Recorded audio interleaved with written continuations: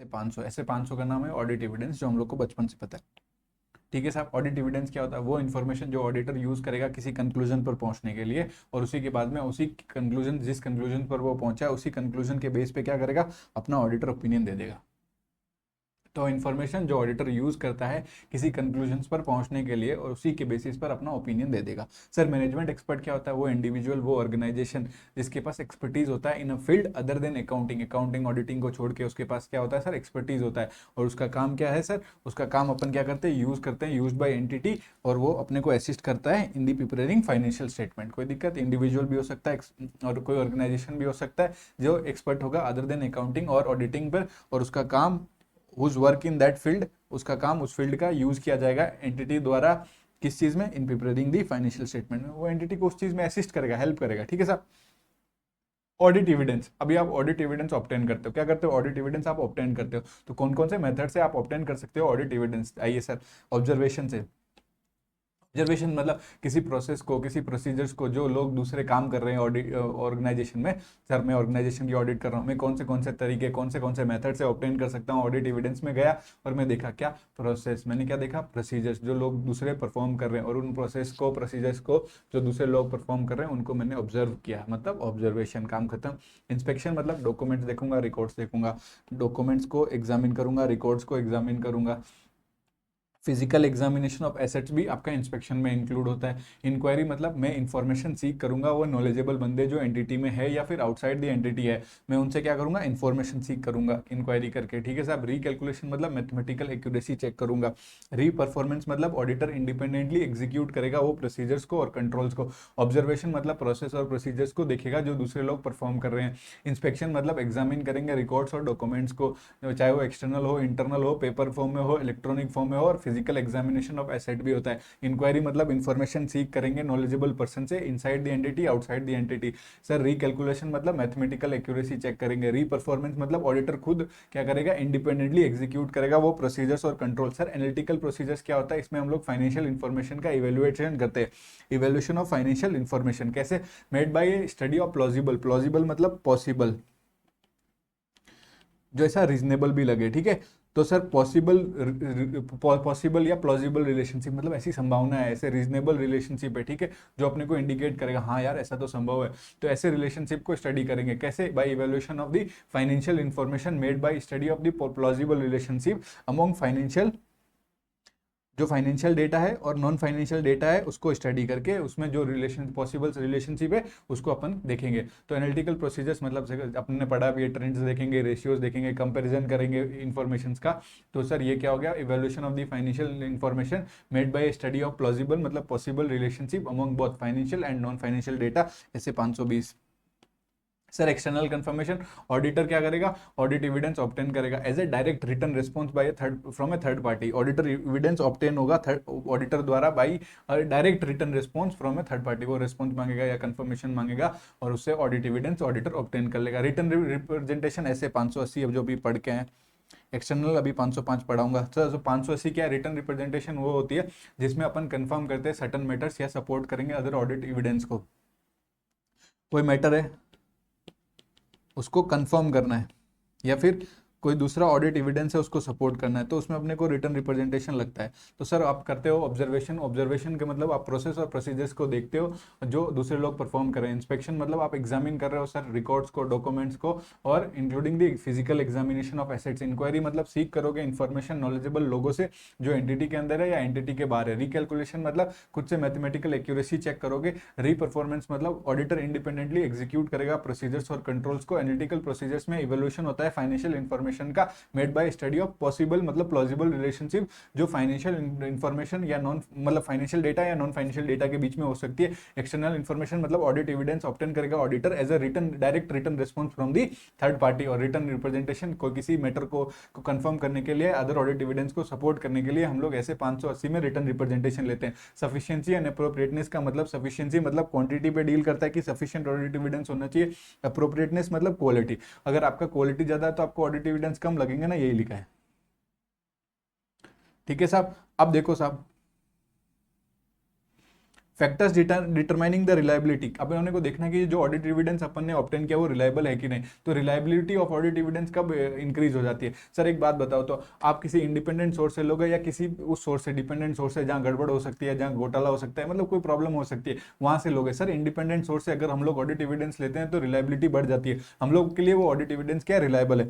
तो reliability of audit evidence is increase when obtain from the independent sources outside the entity. Sir audit evidence upon directly obtain करें कि indirectly obtain करें, तो reliability किस में ज्यादा होगी?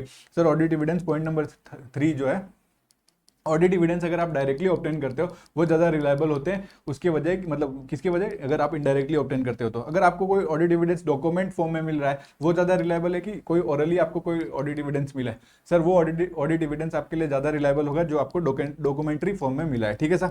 अगर आपको कोई ओरिजिनल डॉक्यूमेंट्स में ऑडिट एविडेंस मिला है या फिर कोई फोटोकॉपी में मिला है या कोई फिल्म किया हुआ है या फिर डिजिटाइज किया हुआ है या कोई इलेक्ट्रॉनिक फॉर्म में ट्रांसफॉर्म्ड किया हुआ है, तो सर ऑडिट एविडेंस की रिलायबिलिटी कब ज़्यादा होगी? सर जब हम लोग को ऑडिट एविडेंस ओरिजिनल डॉक्यूमेंट्स में मिले हैं, ठीक है सर।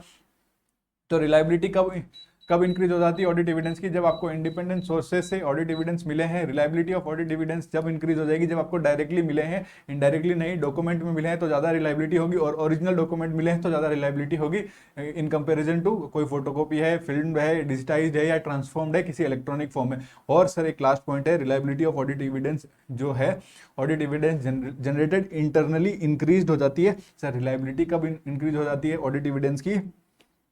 एक पॉइंट बचा है बस, इसको देखते काम खत्म।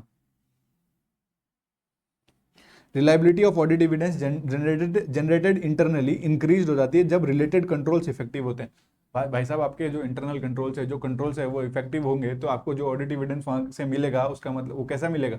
वो अच्छा ऑडिट एविडेंस मिलेगा, मतलब आपकी रिलायबिलिटी इंक्रीज हो सकती है उन ऑडिट एविडेंस में। तो कौन से फैक्टर्स डिटरमाइन करना है? क्वेश्चन देखो, कौन से फैक्टर्स जब आप डिटरमाइन कर रहे हो रिलायबिलिटी की, ये ऑडिट एविडेंस जो हमें मिला है रिलायबल है कि नहीं है, इसके ऊपर ट्रस्ट करे कि नहीं, मतलब सही है ना, रिलायबल तो है ना। तो सर अगर आपको इंडिपेंडेंट सोर्स से मिला है रिलायबल है, डॉक्यूमेंट फॉर्म में मिला है इन कंपैरिजन टू ओरली तो और अच्छा, और रिलायबिलिटी बढ़ जाएगी। ओरिजिनल डॉक्यूमेंट्स मिले हैं इन कंपेरिजन टू जो फिल्म्ड है, फोटोकॉपीज है या फिर किसी भी इलेक्ट्रॉनिक मीडियम में ट्रांसफॉर्म्ड है तो उसकी कम होगी और ओरिजिनल की ज़्यादा होगी। डायरेक्टली मिले तो ज़्यादा रिलायबल होंगे, और ऑडिट एविडेंस आपको वहाँ से जनरेट हुए इंटरनली जहाँ पर आपका रिलेटेड कंट्रोल्स इफेक्टिव पाए गए, तो वहाँ पे भी आपकी रिलायबिलिटी बढ़ जाएगी। तो सर देखो, इंडिपेंडेंट सोर्स वाला अच्छा कि बाहर से मतलब कोई भी डिपेंडेंट सोर्स है अच्छा? सर इंडिपेंडेंट सोर्स वाला। डायरेक्टली वाला अच्छा कि इनडायरेक्टली वाला अच्छा? सर इनडायरेक्टली वाला अच्छा। डॉक्यूमेंट वाला अच्छा कि ओरल वाला अच्छा? सर डॉक्यूमेंट वाला अच्छा। सर ओरिजिनल वाला अच्छा कि फोटोकॉपी वाला अच्छा? Sir photocopy. अगर आपका इंटरनल कंट्रोल है तो ज़्यादा अच्छा, ठीक है साहब, ऐसे याद रखना रिलायबिलिटी। सब ऑडिटर कंसीडर करेगा, सर क्या करेगा जब वो यूज करेगा या फिर रिलायबिलिटी देखेगा वो इन्फॉर्मेशन की जो मैनेजमेंट एक्सपर्ट द्वारा प्रोवाइड की गई है। तो उसको देखो, मैनेजमेंट एक्सपर्ट का काम वो यूज कर रहा है या फिर वो उस काम को देख रहा है, तो ऑडिटर क्या कंसीडर करेगा बिफोर यूज ऑफ दी क्या इंफॉर्मेशन जो प्रोड्यूस हुई है मैनेजमेंट एक्सपर्ट, मतलब जो मैनेजमेंट एक्सपर्ट का काम है वो यूज करने से पहले या उसकी रिलायबिलिटी देखने के लिए ऑडिटर क्या क्या कंसीडर करेगा? पहले देखेगा CCO, कैपेबिलिटी, कंपिटेंस और ऑब्जेक्टिविटी। कंपिटेंस कैपेबिलिटी ऑब्जेक्टिविटी को देखेगा, उसके काम को समझेगा। पहले एक्सपर्ट कंपिटेंस है कि नहीं, कैपेबल है कि नहीं, उसकी ऑब्जेक्टिविटी को देखेगा, फिर उसके काम को अंडरस्टैंडिंग लेगा, फिर उसके काम को अप्रोप्रिएटनेस को देखेगा। सर मेरे को यूज करना एक्सपर्ट का काम, तो पहले मैं समझूं ना कि ये जो बंदे ने, जो एक्सपर्ट ने काम किया है उसका कंपिटेंस क्या है, कैपेबिलिटी क्या है, ऑब्जेक्टिविटी देखूंगा, उसको उसके काम को समझूंगा, उसके बाद में उसके काम की अप्रोप्रिएटनेस देखूंगा। Evaluate the appropriateness of the expert work, ठीक है सर। वापस से सुनो, ऑडिटर का consideration before use of information जो प्रोड्यूस है मैनेजमेंट एक्सपर्ट द्वारा या फिर reliability of the information produce by the management expert, तो उसका मैनेजमेंट एक्सपर्ट का काम है साहब, सिंपल सी बात है। जो काम उसने किया, जो इन्फॉर्मेशन उसने दी है, उसमें ऑडिटर का क्या कंसिडरेशन होगा, उसकी रिलायबिलिटी देखनी है तो उसका ऑडिटर का क्या कंसिडर होगा? तो सर पहले उस इंसान को देखो, एक्सपर्ट को, उसका कंपिटेंस, कैपेबिलिटी और ऑब्जेक्टिविटी, फिर उसके काम की अंडरस्टैंडिंग, फिर उसके काम अप्रोप्रिएट है कि नहीं है वो मैं इवेल्युएट करूंगा। ठीक है साहब। तो मैं पहले देखूंगा कि ये कंपिटेंस है कि नहीं है, कैपेबल है कि नहीं है, ऑब्जेक्टिविटी मतलब बायस नहीं होना चाहिए, कॉन्फ्लिक्ट ऑफ इंटरेस्ट नहीं होना चाहिए। तो कंपिटेंस, कैपेबिलिटी और ऑब्जेक्टिविटी देखने के लिए मेरा अगर इस वर्क ऑफ एक्सपर्ट के साथ कोई भी प्रीवियस एक्सपीरियंस है तो मैं वो पर्सनल एक्सपीरियंस को कंसिडर करूंगा। इस सोर्स से मैं क्या कर सकता हूँ सर, इवेल्युएट कर सकता हूँ competence, capability and objectivity of that expert. Information, obtain information regarding capability, competence और objectivity of management expert from the following sources. पहला क्या है साहब कि उसका पर्सनल एक्सपीरियंस, मेरा अगर कोई पर्सनल एक्सपीरियंस है with the previous work of expert वो देखूंगा। फिर दूसरा सर पी से ही है, पब्लिश पेपर है, बुक है, रिटर्न है, अगर इस एक्सपर्ट द्वारा अगर कोई भी पब्लिश पेपर्स हैं, कोई भी बुक्स रिटर्न की गई, बुक्स मतलब लिखी है तो वो भी देखूंगा। उसके बाद में मैं डिस्कस करूंगा उस एक्सपर्ट से, डिस्कशन विद द एक्सपर्ट। फिर मैं किसी और से डिस्कस करूंगा जो फेमिलियर है इस एक्सपर्ट के काम से। पहले मेरा एक्सपीरियंस उस प्रीवियस वर्क ऑफ एक्सपर्ट से, मैं क्या कर रहा हूँ सर, मैं इवेल्युएट कर रहा हूँ कि ये बंदा कंपिटेंट है कि नहीं, कैपेबिलिटी है कि नहीं है, इसका काम ऑब्जेक्टिविटी के मतलब ऑब्जेक्टिव है कि नहीं, ऑब्जेक्टिविटी से इसने अपना काम किया कि नहीं। तो ये सारी चीज़ें मैं इन नीचे दिए गए सोर्सेज से इवेल्युएट कर सकता हूँ। ये इन्फॉर्मेशन ऑब्टेन करके मैं ये क्या कर सकता हूँ सर, इसकी कंपिटेंस, कैपेबिलिटी और ऑब्जेक्टिविटी देख सकता हूँ। तो मेरा पर्सनल एक्सपीरियंस क्या with the previous work of expert वो देखूंगा। फिर मैं पब्लिश पेपर है या इसके कुछ बुक्स रिटर्न किया वो देखूंगा, उससे डिस्कस कर लूंगा एक्सपर्ट से, या किसी और से डिस्कस करूंगा जो इसके काम से फेमिलियर है। ठीक है साहब। एक बात आप सुनो सर, ये एक्सपर्ट की क्वालिफिकेशन देखूंगा मैं, नॉलेज ऑफ एक्सपर्ट क्वालिफिकेशन, ये किसी का मेंबरशिप है क्या, किसी प्रोफेशनल बॉडी का, किसी इंडस्ट्री एसोसिएशन का, इसके पास कोई लाइसेंस है क्या प्रैक्टिस करने का।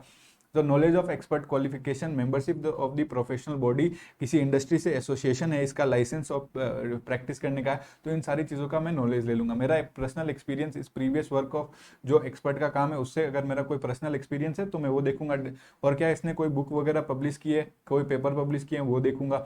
सर मैं डिस्कस कर लूंगा, उसी से डिस्कस कर लूंगा दूसरे लोगों से जो इसके काम से फेमिलियर है। फिर मैं नॉलेज के ऊपर देखूंगा, मतलब knowledge of the expert qualification, इसके क्वालिफिकेशन का, मेंबरशिप का, या फिर अगर किसी इंडस्ट्री से इसका एसोसिएशन है, लाइसेंस टू प्रैक्टिस। तो ऑडिटर का एक्सपर्ट, सर ऑडिटर का भी तो एक्सपर्ट होता है, मैनेजमेंट एक्सपर्ट तो अपने को समझ में आया, ऑडिटर एक्सपर्ट भी तो हम लोग को हेल्प करता है in obtaining sufficient and appropriate audit evidence. तो मैं ऑडिटर एक्सपर्ट से भी इसके काम वगैरह के बारे में, इसकी कंपिटेंस, कैपेबिलिटी और ऑब्जेक्टिविटी के बारे में बैठ के डिस्कस कर सकता हूं। तो इस सोर्सेज से भी मैं इसकी मैनेजमेंट एक्सपर्ट की CCO देख सकता हूँ, कैपेबिलिटीज, कंपिटेंस और ऑब्जेक्टिविटी। साहब बहुत सिंपल था सर, मुझे इसके काम को समझना है। पहले मैंने क्या किया सर, इस बंदे को ही समझा, इसके एक्सपर्ट का कंपिटेंस, कैपेबिलिटी और ऑब्जेक्टिविटी देखा। अब मैं उसके काम की समझ मतलब अंडरस्टैंडिंग लूंगा।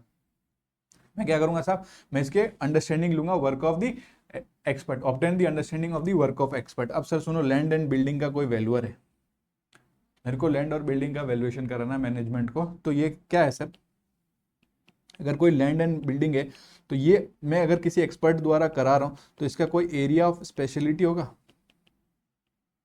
ठीक है सर, देखो क्या कोई वो एरिया ऑफ स्पेशलिटी से बिलोंग करता है, मतलब ये कोई स्पेशलिस्ट है। ठीक है साहब। उसके बाद में मैं क्या देखूंगा सर, अगर ये लैंड और बिल्डिंग की वैल्यूएशन अगर कर रहा है तो इसको कुछ इन्फॉर्मेशन लगेगी, चाहे इंटरनल हो या फिर एक्सटर्नल हो इन्फॉर्मेशन हो। ठीक है साहब। तो नेचर ऑफ इंटरनल या एक्सटर्नल डेटा जिसके ऊपर मैनेजमेंट एक्सपर्ट यूज करेगा, वो क्या करेगा सर, वो एक्सटर्नल डेटा या इन्फॉर्मेशन को यूज करेगा, चाहे वो इंटरनल ऑर्गेनाइजेशन की हो या एक्सटर्नल। भाई साहब लैंड और बिल्डिंग की आपको वैल्यूएशन करनी है तो कहीं से कहीं तो वो इंटरनली या एक्सटर्नली कोई इन्फॉर्मेशन तो यूज करेगा। तो मतलब इंटरनल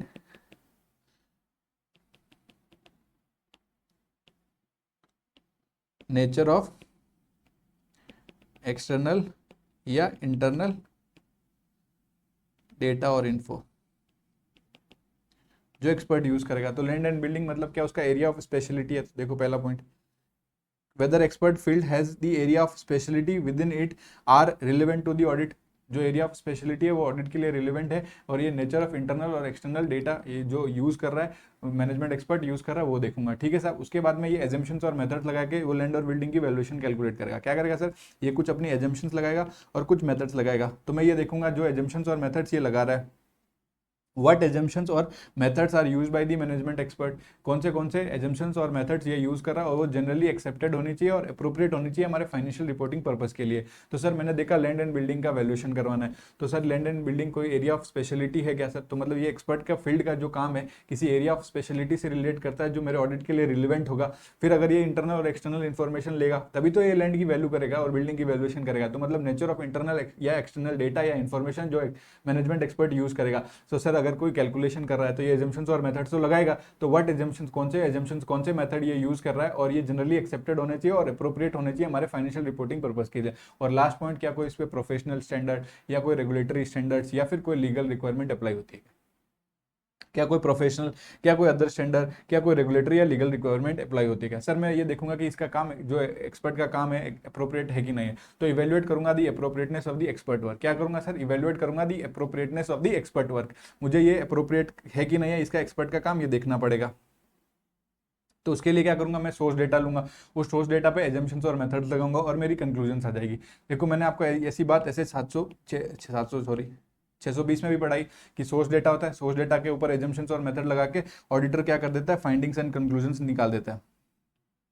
ये जो सोर्स डेटा है, ये सोर्स डेटा क्या होना चाहिए सर, रिलेवेंट होना चाहिए, रिलेवेंट होना चाहिए, एक्यूरेट होना चाहिए और कंप्लीटनेस होना चाहिए। तो relevance of the source data, accuracy of the source data और कंप्लीटनेस ऑफ सोर्स डेटा, जो एक मैनेजमेंट एक्सपर्ट है उसने सोर्स डेटा यूज किया, उसके ऊपर कोई एजम्पशंस और मेथड लगा के कंक्लूजन्स निकाली। तो ये सर सोर्स डेटा था, उसके ऊपर कोई एजम्पशंस और मेथड्स लगाए और क्या दे दिया, कंक्लूजन्स दे दिया, फाइंडिंग और कंक्लूजन दे दिया। ये सोर्स डेटा कुछ एजम्पशंस और मेथड्स लगाए और फाइंडिंग और कंक्लूजन दे दिया। तो जो सोर्स डेटा उसने यूज किया वो रिलेवेंस है, उसका एजम्पशन मतलब जो रिलेवेंस है, एक्यूरेट है और कंप्लीटनेस है, मतलब पूरा है। और जो एजम्पशंस उसने यूज किए, मतलब जो भी वो एजम्पशंस, जो भी वो मेथड यूज कर रहा है वो रीजनेबल होने चाहिए और रिलेवेंट होने चाहिए। ठीक है, जो भी फाइंडिंग और कंक्लूजन चाहिए वो रिलेवेंस होनी चाहिए, रिलेवेंट होनी चाहिए, और वो क्या होनी चाहिए सर, कंप्लीटनेस नहीं, कंसिस्टेंसी। ठीक है, सोर्स डेटा कंप्लीटनेस के बारे में बात करता है, फाइंडिंग और कंक्लूजन कंसिस्टेंट होने चाहिए दूसरे एविडेंस के साथ। तो साहब इधर आओ, source data, assumptions and method लगाया, फाइंडिंग और कंक्लूजन आ गई। मैं एक्सपर्ट का काम, जो मैनेजमेंट एक्सपर्ट का काम है वो उसके अप्रोप्रिएट है कि नहीं ये देख रहा हूँ। तो ये पॉइंट नंबर, इसको काट देना भाई साहब। तो रिलेवेंस एंड रीजनेबलनेस देखूंगा एक्सपर्ट के फाइंडिंग और कंक्लूजन्स का, और उसका consistency with other audit evidence, और ये अप्रोप्रिएटली रिफ्लेक्ट हुआ है ना फाइनेंशियल स्टेटमेंट में। एक्सपर्ट का अगर काम यूज करता है सिग्निफिकेंट एजम्पशंस और मेथड, तो मैं उसका रिलेवेंस और रीजनेबलनेस देखूंगा उन एजम्पशंस का और उन मेथड्स का। अगर एक्सपर्ट का काम अगर किसी यूज करता है सोर्स डेटा को, तो मैं देखूंगा रिलेवेंस, कंप्लीटनेस और accuracy of the source data. ठीक है, बहुत ईजी है, 620 में भी अपन ने यही देखा था। सर वो मैटर्स बताओ, matters affecting the nature, timing and extent of audit procedures while using the information produced by the management expert. तो कौन से मैटर्स है, ये वाले मैटर्स अफेक्ट करेंगे नेचर, टाइमिंग, क्या कौन सा ऑडिट प्रोसीजर्स होगा, किस टाइमिंग पे होगा, क्या एक्सटेंट तक ऑडिट प्रोसीजर्स परफॉर्म करेंगे जब हम लोग यूज कर रहे हैं, कौन सी सर, जो इन्फॉर्मेशन प्रोड्यूस की गई है मैनेजमेंट एक्सपर्ट द्वारा। तो कौन से मैटर अफेक्ट करेंगे जब हम ऑडिट प्रोसीजर्स करेंगे। सर हम ऑडिट प्रोसीजर्स करेंगे, हम इसके काम का यूज़ करेंगे, इन्फॉर्मेशन जो प्रोड्यूस हुई है मैनेजमेंट एक्सपर्ट की, मैनेजमेंट एक्सपर्ट के द्वारा जो इन्फॉर्मेशन प्रोड्यूस की गई है, जो उसने कैलकुलेशंस दी है, जो उसने वैल्यूएशंस की है। तो मैटर्स कौन से मैटर्स अफेक्ट करेंगे while deciding nature, timing and extent of the audit procedures while using the information, जब जो इन्फॉर्मेशन प्रोड्यूस की गई है मैनेजमेंट एक्सपर्ट द्वारा। तो बहुत ही सिंपल है साहब, इसको ऐसे याद रखना है सर, इधर आओ। Matters affecting the nature, timing and extent of audit procedures while using the work, while using the information जो प्रोड्यूस की गई है ऑडिटर मैनेजमेंट एक्सपर्ट द्वारा। ठीक है साहब, तो एक मैटर है, मैनेजमेंट एक्सपर्ट है, तो सर ये मैटर है, वो मैटर का नेचर और कॉम्प्लेक्सिटी और risk of material miss statement उस मैटर में। अब देखो हम लोग क्या कर रहे हैं सर, अभी डिसाइड कर रहे हैं नेचर क्या होगा, टाइमिंग क्या होगा, एक्सटेंट ऑफ ऑडिट प्रोसीजर्स क्या होगा जब हम लोग यूज कर रहे हैं मैनेजमेंट एक्सपर्ट का काम। तो कौन से नेचर, टाइमिंग, एक्सटेंट हो गए, वो इन सारी चीज़ों पर डिपेंड करेंगे, इन सारी चीज़ों पर क्या करेंगे, इस सारी चीज़ों को अफेक्ट करेंगे। तो ये सारे मैटर्स है जो अफेक्ट करेंगे nature, timing, extent of audit procedures. तो भाई साहब क्या नेचर है, क्या टाइमिंग है, क्या एक्सटेंट है ऑडिट प्रोसीजर्स का जब हम यूज़ कर रहे हैं मैनेजमेंट एक्सपर्ट का काम, तो इन चीज़ों पर ही तो होगा। Matter, nature and complexity of the matter. Matter, जो मैटर का क्या कैसा नेचर है, कितना कॉम्प्लेक्स है, उसमें कोई risk of material miss statement है क्या, 2 पॉइंट अपने हो गए। सर मैनेजमेंट का एक्सपर्ट है, जो मैनेजमेंट एक्सपर्ट एंटिटी ने एम्प्लॉय किया गया, ये देखो क्या वो एंटिटी ने एम्प्लॉय किया या फिर वो ऐसे सर्विसेज ही दे रहा है। किस एक्सटेंट तक मैनेजमेंट एक्सरसाइज करता है कंट्रोल या फिर इन्फ्लुएंस करता है मैनेजमेंट एक्सपर्ट को, या फिर ऑडिटर का एक्सपीरियंस उस मैनेजमेंट एक्सपर्ट के काम के साथ। ठीक है साहब, तो इधर देखो हमारा प्रश्न क्या है, matter affecting the nature, timing, कौन से मैटर्स अफेक्ट कर सकते हैं nature, timing, extent of audit procedures जब यूज कर रहे हैं इंफॉर्मेशन जो प्रोड्यूस की गई है मैनेजमेंट एक्सपर्ट द्वारा। तो पहले देखेंगे मैटर। तो जो मैटर है उसका क्या है सर, उसका नेचर और कम्प्लेक्सिटी, और उसके अंदर कोई risk of material miss statement है। दूसरा मैनेजमेंट एक्सपर्ट, मैनेजमेंट एक्सपर्ट में क्या देखेंगे कि इसको एंटिटी ने एम्प्लॉय किया क्या और किस एक्सटेंट तक हम मैनेजमेंट एक्सपर्ट कंट्रोल एक्सरसाइज करता है या इन्फ्लुएंस कर सकता है। और लास्ट पॉइंट ऑडिटर का एक्सपीरियंस।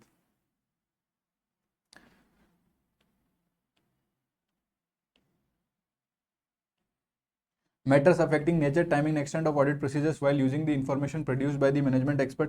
नेचर और complexity of the matter देखेंगे. रिस्क ऑफ मटेरियल मिसस्टेटमेंट देखेंगे. उस मैटर में नेचर क्या है, स्कोप क्या है, ऑब्जेक्टिव क्या है मैनेजमेंट एक्सपर्ट का काम का. Weather the management expert is employed by the entity, या फिर वो पार्टी इंगेज की गई है, मतलब किसी उसको इंगेज किया गया अपन ने ये काम करने के लिए, या तो वो एम्प्लॉयड है, हमारा एम्प्लॉय है मैनेजमेंट का, या फिर उसका वो पार्टी है engage to provide relevant services. और किस एक्सटेंट तक मैनेजमेंट एक्सरसाइज करता है, कंट्रोल या इन्फ्लुएंस कर सकता है उसके काम को. और ऑडिटर का previous experience with the work of that expert. तो ये सारे मैटर्स है जो अफेक्ट करते हैं nature, timing, extent of audit procedures while using the information जो प्रोड्यूस की गई है मैनेजमेंट एक्सपर्ट द्वारा. ठीक है साहब, उसके काम को यूज करते समय कौन से मैटर्स है जो अफेक्ट करेंगे nature, timing, extent of the audit procedures. यही है ना साहब. अब देखो लास्ट में इंक्वायरी मतलब seeking of the information of the, किससे inquiry consist of seeking information, किससे, नॉलेजेबल पर्सन से, चाहे वो फाइनेंशियल हो या नॉन फाइनेंशियल हो, एंटिटी से या एंटिटी के बाहर से. जो इंक्वायरी है ना साहब, जो हाईलाइट किया है ना इसमें वही पढ़ना, उसके अलावा कुछ मत पढ़ना, टाइम बर्बाद मत करना. इंपॉर्टेंस ऑफ इंक्वायरी देखो, इंपॉर्टेंस ऑफ इंक्वायरी क्या है sir, inquiry consist of seeking of knowledgeable person से आप फाइनेंशियल या नॉन फाइनेंशियल इंफॉर्मेशन क्या कर रहे हो, सीख कर रहे हो. चाहे फाइनेंशियल इंफॉर्मेशन हो, नॉन फाइनेंशियल हो, उससे सीख कर रहे हो, चाहे एंटिटी से हो या आउटसाइड द एंटिटी हो. ये क्या हो सर, फॉर्मल रिटन इंक्वायरीज भी हो सकती है और इनफॉर्मल ओरल इंक्वायरीज भी हो सकती है. सर रेस्पॉन्स जो होता है इंक्वायरी का, वो ऑडिटर को क्या कर सकता है, प्रोवाइड कर सकता है इन्फॉर्मेशन. सुनो सर, रेस्पॉन्स टू इंक्वायरीज में provide auditor with the information not previously possessed मतलब पहले इनके पास नहीं थी. अगर कोई इंक्वायरी की आपने और उसका रेस्पॉन्स आया आपके पास, तो वो आपको ऐसा प्रोवाइड कर सकता है, ऑडिटर को ऐसी इन्फॉर्मेशन, ऐसी जानकारी प्रोवाइड कर सकता है जो ऑडिटर के पास पहले से नहीं थी. या आपको प्रोवाइड कर सकता है कोरोवेटिव ऑडिट एविडेंस, मतलब एडिशनल ऑडिट एविडेंस आपको प्रोवाइड कर सकता है, जिससे आपकी ये सारी चीजें क्या हो गई, वैलिडेट हो गई, कंफर्म हो गई. ठीक है साहब, तो यहाँ पे लिख लेना कोरोवेटिव ऑडिट एविडेंस मतलब ऐसे एविडेंस मिल गए, कंफर्मिंग ऑडिट एविडेंस मिल गए. ठीक है, ऐसे एडिशनल मिले ऑडिट एविडेंस मिले जिससे आपने ऑडिट एविडेंस कंफर्म हो गए. जो पहले ऑडिट एविडेंस मिले थे, और कोरोवेटिव आपने ऑडिट एविडेंस मतलब और कुछ आपने काम वगैरह किया होगा, कुछ और प्रोसीजर्स किए, मतलब इंक्वायरी की, और जब इंक्वायरी की तो भी आपको ऐसी सारा इन्फॉर्मेशन, ऐसी एडिशनल इन्फॉर्मेशन मिली जिससे आपके एविडेंस कंफर्म हो गए, तो कोरोवेटिव ऑडिट एविडेंस मिल गए. तो रेस्पॉन्स टू इंक्वायरी में provide auditor with the information जो उसके पास पहले से नहीं थी, नॉट प्रीवियसली पोजेस्ड, और विद द कोरोवेटिव ऑडिट एविडेंस. एक सेकंड रुकना. रेस्पॉन्स टू इंक्वायरी में provide auditor with the information not previously possessed, जो उसके पास पहले से नहीं थी, या आपको क्या या फिर आपको क्या कर सकता है, ये कोरोवेटिव ऑडिट एविडेंस भी प्रोवाइड कर सकता है. ठीक है साहब. जो रेस्पॉन्स है might provide information that significantly differ from the other information that auditor has obtain. Auditor ने कुछ ऑडिट एविडेंस ऑब्टेन किए, ठीक है, और जो इंक्वायरी से ऑडिट एविडेंस ऑब्टेन किए. सर आपने कोई, फॉर एग्जांपल उसने कोई चीज ऑब्जर्वेशन की और उससे ऑडिट एविडेंस उसको मिला, अगली बार उसने इंक्वायरी की, तो जो इंक्वायरी से उसको ऑडिट एविडेंस मिले या फिर जो ऑब्जर्वेशन से उसको ऑडिट एविडेंस मिले, उसमें सिग्निफिकेंटली डिफरेंस है. तो यहाँ पे देखो क्या लिखा है, जो आपको रेस्पॉन्स मिले वो माइट प्रोवाइड इंफॉर्मेशन जो डिफर करती है अदर इंफॉर्मेशन से जो ऑडिटर ने पहले से शायद ऑब्टेन कर रखी होगी. और रेस्पॉन्स टू इंक्वायरीज, अगर आपने इंक्वायरी की और उसके रेस्पॉन्स आया, उसके बेसिस पर आप अपने ऑडिट प्रोसीजर्स क्या कर सकते हो, मॉडिफाई भी कर सकते हो या फिर एडिशनल ऑडिट प्रोसीजर्स परफॉर्म कर सकते हो. तो अभी तक हम लोग ने इंपॉर्टेंस ऑफ इंक्वायरी में क्या पढ़ा है, बेसिकली इंक्वायरी क्या होता है यही पढ़ा. इंक्वायरी मतलब सर आप नॉलेजेबल लोगों से फाइनेंशियल या नॉन फाइनेंशियल इंफॉर्मेशन सीख करते हो. ये चाहे रिटर्न भी हो सकती है जो फॉर्मल इंक्वायरीज, या इनफॉर्मल ओरल इंक्वायरीज हो सकती है. जो रेस्पॉन्स होता है इंक्वायरीज का वो आपको प्रोवाइड कर सकता है ऐसी जानकारी से जो आपके पास पहले से नहीं थी, प्रीवियसली नॉट पोसेस्ड, और या फिर आपको कोरोवेटिव मतलब कंफर्मिंग ऑडिट एविडेंस भी आपको प्रोवाइड कर सकती है. जो रेस्पॉन्स होता है वो माइट डिफर, वो सिग्निफिकेंटली डिफर कर सकता है फ्रॉम द इंफॉर्मेशन जो आपने पहले से ऑब्टेन कर रखी है. जो रेस्पॉन्स होता है इंक्वायरीज का वो आपको एक बेसिस प्रोवाइड करता है जिससे आप परफॉर्म करोगे एडिशनल या मॉडिफाई कर दोगे जो आप प्रोसीजर, आप इंक्वायरी की, आपको लगा यार ये जो मैं कर रहा था ना सही नहीं कर रहा था, अब मेरे को अपने प्रोसीजर्स मॉडिफाई करने पड़ेंगे. ठीक है साहब, तो ये वो भी आपको प्रोवाइड कर सकता है. और सर सुनो, लास्ट पॉइंट देख लो, लास्ट पॉइंट बहुत सिंपल है. आपको ऑब्टेन करना है return representation from management TCWG to confirm the response to oral inquiry. अगर आपने ओरल इंक्वायरी की है तो एक रिटर्न रिप्रेजेंटेशन ले लो और उस चीज को कंफर्म कर लो. ये 4 में से 3 पॉइंट तो आप आराम से लिख सकते हो कि आप सीख करोगे क्या एंटिटी से, या एंटिटी से मतलब जो एंटिटी के नॉलेजेबल पर्सन है या फिर knowledgeable person outside the entity है उनसे फाइनेंशियल या नॉन फाइनेंशियल इन्फॉर्मेशन सीख कर लोगे। ये चाहे फॉर्मल रिटर्न इंक्वायरीज भी हो सकती है या इनफॉर्मल ओरल इंक्वायरीज भी हो सकती है। जो रिस्पॉन्स आपको मिला वो ऐसा इन्फॉर्मेशन आपको प्रोवाइड कर सकता है जो आपको पास पहले से नहीं थी, या फिर आपको कोरोबेटिव ऑडिट एविडेंस प्रोवाइड कर सकता है। जो रिस्पॉन्स आपको मिला है वो डिफर कर सकता है, सिग्निफिकेंटली डिफर कर सकता है अदर इन्फॉर्मेशन से जो आपने पहले से ऑब्टेन कर रखी होगी। रिस्पॉन्स जो इंक्वायरी का हो सकता है, जो भी इंक्वायरी की उसका रिस्पॉन्स है उसके बेसिस पर आप मॉडिफाई भी कर सकते हो या फिर एडिशनल ऑडिट प्रोसीजर्स भी परफॉर्म कर सकते हो। कोरोबेशन ये रिटर्न रिप्रेजेंटेशन आप ऑब्टेन कर सकते हो इन केस ऑफ अगर आपका कोई ओरल इंक्वायरीज का रिस्पॉन्स आया। ठीक है सर, अब ये लास्ट पॉइंट है। Corroboration of evidence obtained through inquiry is often of a particular importance in case of inquiries about management intent। आपने मैनेजमेंट इंटेंट के बारे में इंक्वायरी की कि भाई साहब देखो मैं आपको एग्जांपल देता हूं, एग्जांपल लिख लो यहां, फ्यूचर प्लान, इसके रिलेटेड आपने इंक्वायरी की तो उसको आपको कंफर्म करना टफ नहीं है क्या? एक बात बताओ, मैनेजमेंट ने कहा फ्यूचर प्लान मेरा ये है वो है फलाना है ढिकाना है, कुछ भी उसने बोला तो आप ये कंफर्म कर लोगे क्या? इस चीज को आसानी से तो कंफर्म नहीं होने वाली।